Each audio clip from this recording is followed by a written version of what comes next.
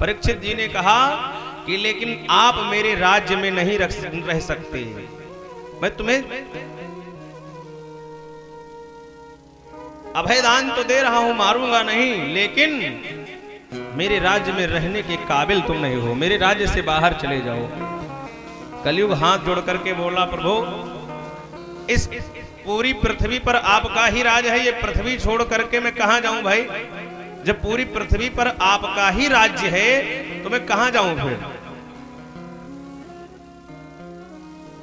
कहने लगे लेकिन ऐसे पापी लोगों की जगह हमारे राज्य में नहीं, इसी समय निकल जाओ, ऐसे पापी की जगह इस मेरे राज्य में नहीं है। उसने कहा, स्वामी मैं केवल पापी ही नहीं हूं, मेरे अंदर कुछ योग्यताएं भी हैं। क्या योग्यता है? कलयुग कहने लगा, प्रभु मेरे अंदर योग्यता है। परीक्षित जी ने कहा, बताओ। कहने लगा, यत फलम नास्ति तपसा न योगेन समाधिनः तत्फलम लभते सम्यक कलव केशव कीर्तना। कलयुग के अंदर क्या विशेषता है? कलयुग कहता है, कलयुग केवल हरि गुण गाहा, कलयुग केवल हरि गुण गाहा, कलयुग केवल हरि गुण गाहा, कलयुग केवल हरि गुण गाहा, सुमिरा ही नर पावई भव थाहा, सुमिरा ही नर पावई भव थाहा, सुमिरा ही नर पावई भव थाहा, सुमिरा ही नर पावई भव थाहा, कलयुग केवल नाम आधारा, कलयुग केवल नाम आधारा, सुमिर सुमिर नर उतरहि पारा, सुमिर सुमिर नर उतरहि पारा। कलयुग कहता है, प्रभु मेरे अंदर दोष तो बहुत है लेकिन गुण भी है। गुण क्या है? कहता है, यत फलम नास्ति तपसा न योगेन समाधिनः।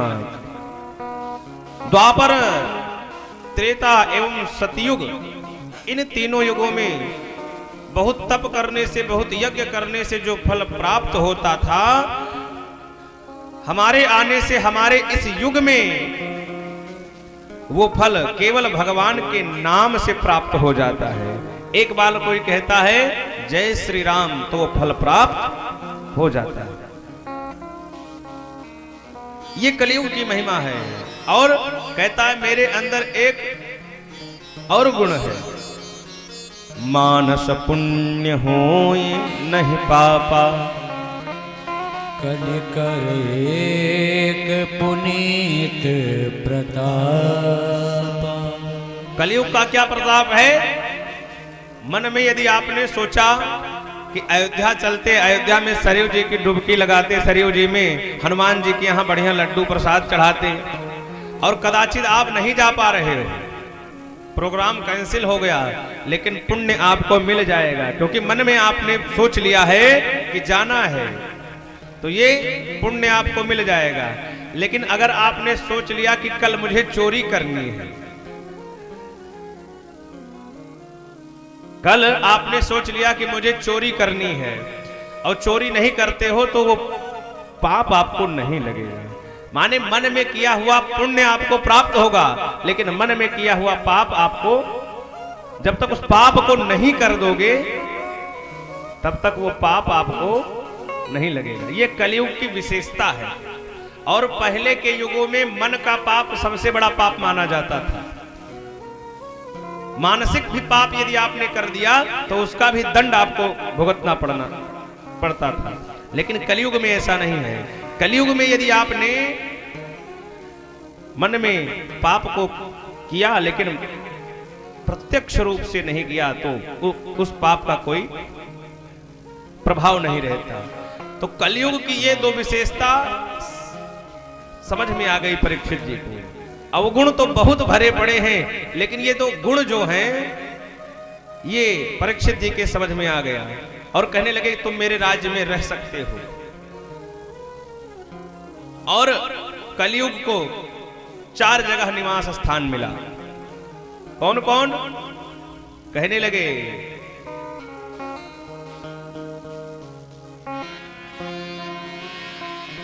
पहला स्थान जहां पर दारू का अड्डा हो,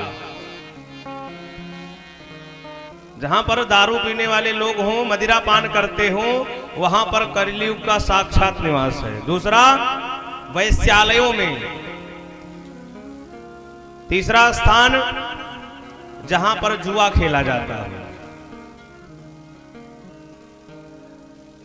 कहने लगे इस 3 जगह पर आप रह सकते हो। कलयुग ने कहा कि इतनी खतरनाक जगह पे रहना, इतनी गंदी जगह पर मुझे भेजोगे रहने के लिए? अरे कुछ भाई घर में 4 कमरे हैं, 3 गंदे हैं, 1 8 कोई साफ कमरा हो कम से कम, उसमें रह ले आदमी। एक कोई अच्छी जगह और मिलनी चाहिए कलयुग के लिए। परीक्षित जी ने कहा कलयुग तुम्हें एक स्वच्छ जगह दे रहा हूं। कौन सी जगह पर कलयुग का वास कर दिया? कह दिया कि जाओ तुम्हारा वास सोने में होगा, स्वर्ण में। तब से कलयुग स्वर्ण में निवास करने लगा। लेकिन ध्यान देना, भगवान कहते हैं धातु नामासि कांचनम, गीता में कहते हैं, भागवत में भी 10वें स्कंध में कहते हैं भगवान। तो ये बताइए, भगवान स्वयं कहते हैं कि धातुओं में मैं सोना हूं, यानी भगवान का निवास सोने में हो गया। तो जब भगवान सोने में रह रहे हैं तब कलयुग कहां रहेगा? संतों ने इसका निष्कर्ष दिया। कहने लगे महाराज, जो मेहनत की कमाई से खरीदा हुआ सोना है उसमें तो भगवान का वास है, लेकिन जो 2 नंबर की कमाई है, लूटपाट करके लाए हुए धन से जो सोना खरीदा गया, उसमें कलयुग का निवास है। तो कहने लगे कि स्वर्ण में कलयुग का आवास दे दिया।